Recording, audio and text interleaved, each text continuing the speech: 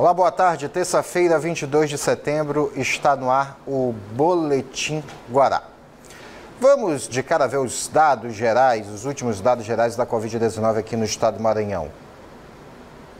São 167.948 casos confirmados da doença. São 158.492 casos de pessoas que se recuperaram da Covid-19. Até o momento temos 5.792 casos ainda ativos. Ontem, segunda-feira, de casos novos, tivemos 291, sendo que 110 foram na Ilha de São Luís, 20 na cidade de Imperatriz, 161 nas demais regiões. Mais de 371 mil testes já foram realizados.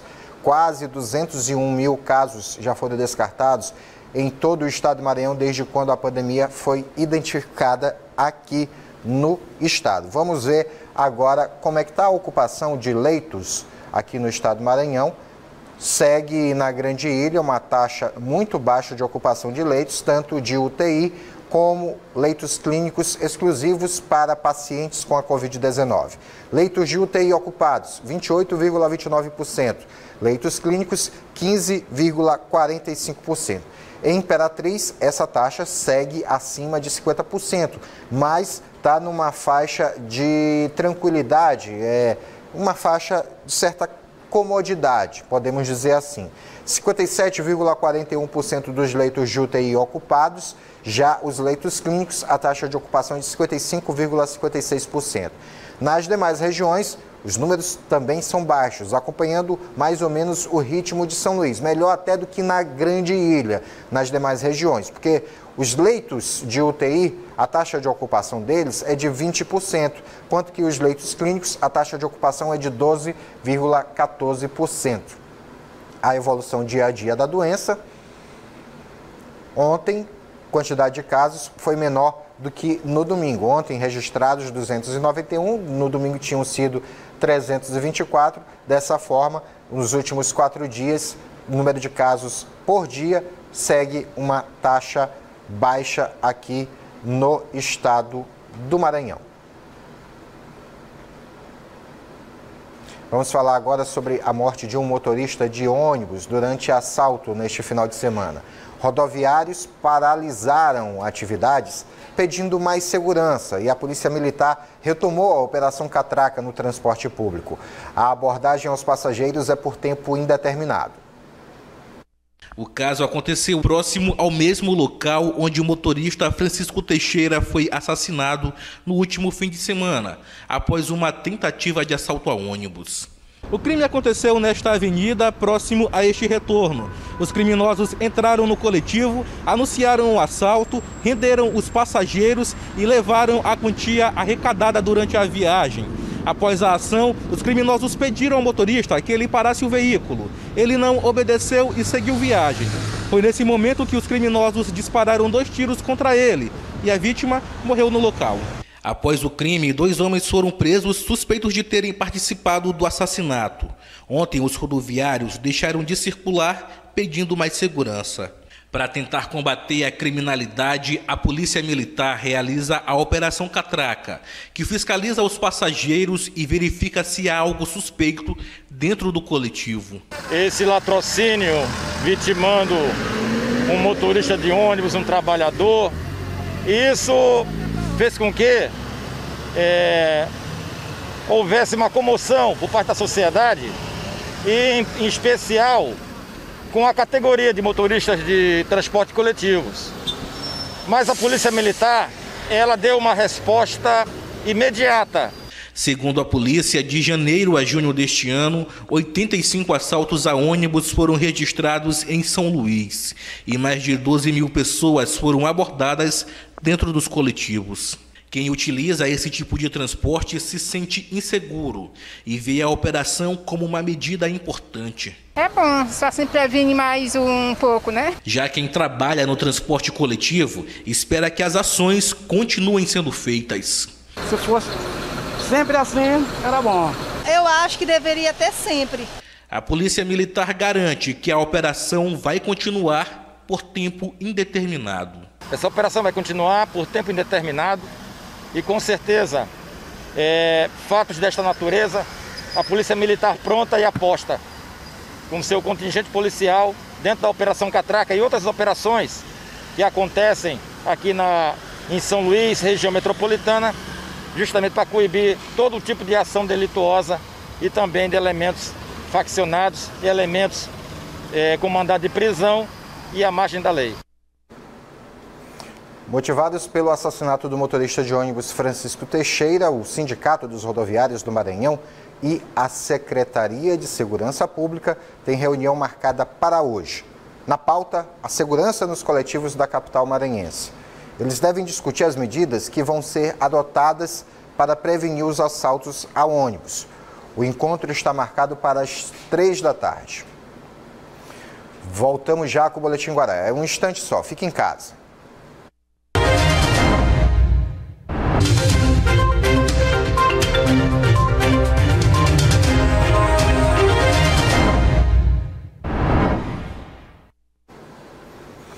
Ontem foi comemorado o Dia Nacional de Luta da Pessoa com Deficiência. As atividades aconteceram de forma remota. No Dia Nacional da Luta das Pessoas com Deficiência, uma reflexão sobre as conquistas e, principalmente, sobre o que é preciso atingir. E ainda falta muito. Se levarmos em consideração que muitos pontos não são cumpridos pelos governos, teremos uma noção do que ainda precisa acontecer. As lutas têm sido por aqueles direitos que estão sofrendo ameaças de retrocessos. Vide a luta pelo monitoramento da Convenção Internacional sobre os Direitos da Pessoa com Deficiência, que o Brasil é signatário e que o governo federal brasileiro não vem cumprindo e nem fazendo com que se efetive na prática todos os artigos dessa convenção. É pela regulamentação da Lei Brasileira da Inclusão, que é uma lei de 2015 e que ainda carece de regulamentação, e isso não está ocorrendo da forma que seria necessário e da forma que foi. Por causa da pandemia, as atividades vão acontecer no modo remoto. Na quarta-feira vai ter a abertura da 8ª Semana Estadual da Pessoa com Deficiência, organizada pela Secretaria de Educação. Hoje, à tarde, dia 21, vai ter uma atividade sobre paradesporto para pessoas com deficiência, organizado pela CEDEL. O Fórum de Entidades também está realizando uma série de atividades remotas, com lives. Vai ter uma live do Conselho Nacional também hoje, vai ter lives de todos os conselhos, instituições e órgãos que estão realizando live nesta semana, que marca o Dia de Luta das Pessoas com Deficiência. O Tribunal Superior do Trabalho decidiu pelo fim da greve dos Correios. Os trabalhadores da estatal estavam parados desde o dia 17 de agosto em protesto à proposta de privatização dos Correios e também manutenção dos benefícios trabalhistas. Metade dos dias parados será compensada e a outra metade será descontada. Das cláusulas do acordo, o reajuste de 2,6% está mantido. Caso não haja o retorno dos funcionários aos postos de trabalho, a categoria fica sujeita a multa diária de R$100 mil. E atenção, pré-candidatos, o prazo para registro de candidaturas é até este final de semana. Este ano as eleições acontecem em novembro. Quem pretende concorrer nas eleições deste ano e ainda não fez o registro de candidatura deve correr, pois o prazo para esta etapa vai até sábado, dia 26. No dia seguinte, já vão estar liberadas as propagandas gerais, com comícios, divulgação dos candidatos na internet, adesivagem de veículos, entre outras formas de promoção da imagem dos concorrentes. A partir do dia 27 de setembro, então, começam as propagandas eleitorais. Então, a partir de 27 está liberada a propaganda eleitoral, aquela propaganda mais geral. Comício, com carreata, passeata, com divulgação de cartazes, de jingle, enfim, a propaganda realmente eleitoral dos candidatos. Até porque a propaganda em televisão e rádio é só a partir do dia 9 de outubro. Os outros prazos são os seguintes. 9 de outubro, início da propaganda eleitoral gratuita no rádio e na televisão em primeiro turno. 27 de outubro, divulgação de relatório com transferências do fundo partidário, recursos recebidos e gastos feitos. Essa divulgação deve ser feita por partidos, coligações e candidatos. 15 de novembro, primeiro turno das eleições. 20 de novembro, início da propaganda eleitoral gratuita no rádio e na televisão em segundo turno. E no dia 29 de novembro, acontece o segundo turno das eleições, onde for preciso. 18 de dezembro é a data limite para a diplomação dos eleitos. Antes disso, no dia 15 do mesmo mês, os candidatos devem enviar em definitivo as prestações de contas. Então, até o 15 de dezembro, os candidatos têm que estar com suas prestações já apresentadas, né? Para poder, no dia 18 de dezembro, então, já estão disponíveis os eleitos para a diplomação. Segundo o presidente do Tribunal Regional Eleitoral do Maranhão, o Judiciário tem intensificado a preparação para o pleito deste ano, com certo cuidado às normas sanitárias. As regras sanitárias, elas continuam valendo durante a propaganda eleitoral. Os candidatos têm que cumprir essa determinação dos órgãos sanitários, dos órgãos de saúde. Nada está liberado com relação a isso, entendeu?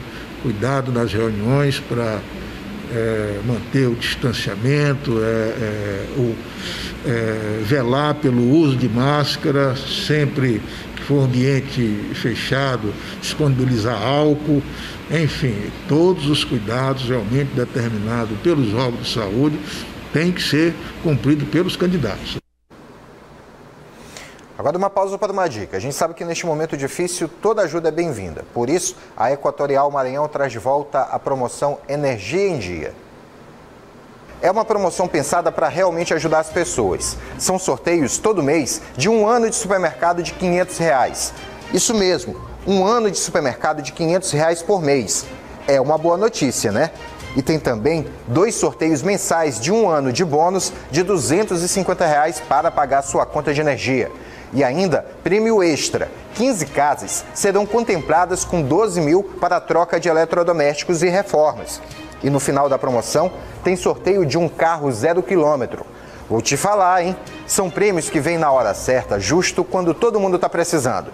Para participar, basta estar em dia com a Equatorial. Não fique de fora. Faça o cadastro em energiaemdia.equatorialenergia.com.br. Mais do que nunca, neste momento, conte com a energia da Equatorial Maranhão.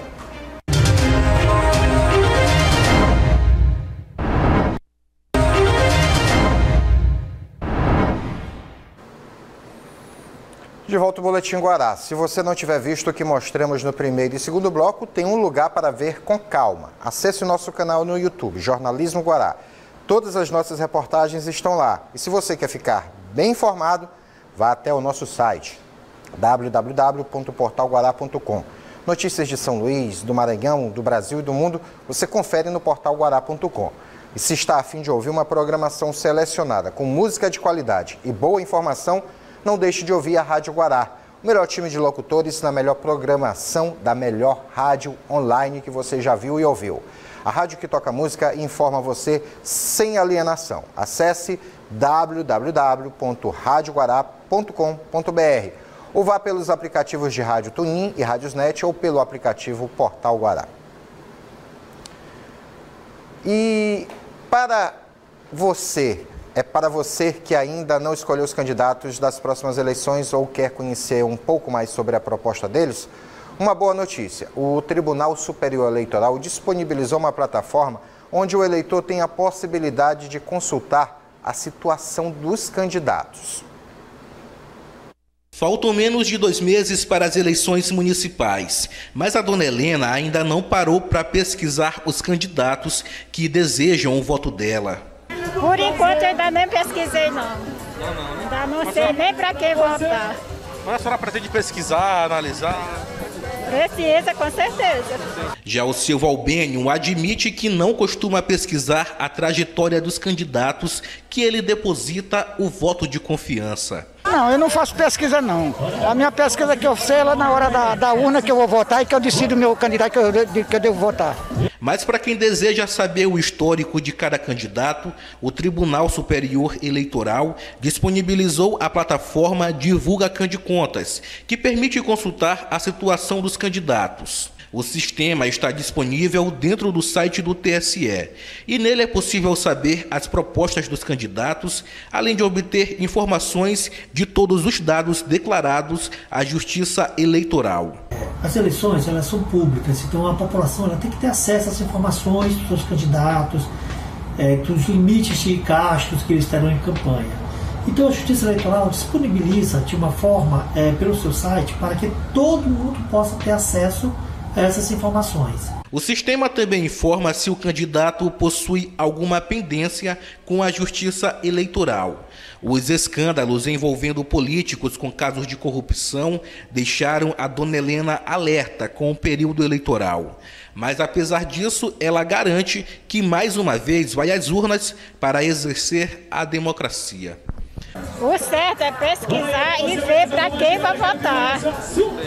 Porque do jeito que estão as coisas, política, hoje está difícil, né? Achar um político honesto, verdadeiro, está difícil. Preciso ficar bem atento mesmo aos pré-candidatos, ainda são pré-candidatos. Só serão candidatos realmente a partir da meia-noite, da virada do sábado para o domingo, aí todos serão considerados candidatos. Apesar de que alguns já homologaram, já deram entrada com registro de candidatura na Justiça Eleitoral, mas como ainda não chegamos no período de campanha, chamemos a eles ainda de pré-candidatos. É preferível chamar dessa forma e é preciso observar bem a ficha corrida de cada um desses cidadãos e cidadãs que se apresentam como postulantes a cargos de prefeito, vereador. É bom você que está aí do outro lado acompanhar com bastante calma, tá certo? É a última dica de hoje, porque o Boletim Guará fica por aqui. Mais notícias você acompanha ao longo da nossa programação e no Jornal da Guará logo mais à noite. Você pode acessar também nosso canal no YouTube, TV Guará 23. Vem aí, Danilo Quixaba e eu Fazemos Qualquer Negócio. Boa tarde. Já sabe, hein? Se puder, fique em casa. Paz e bem a todos.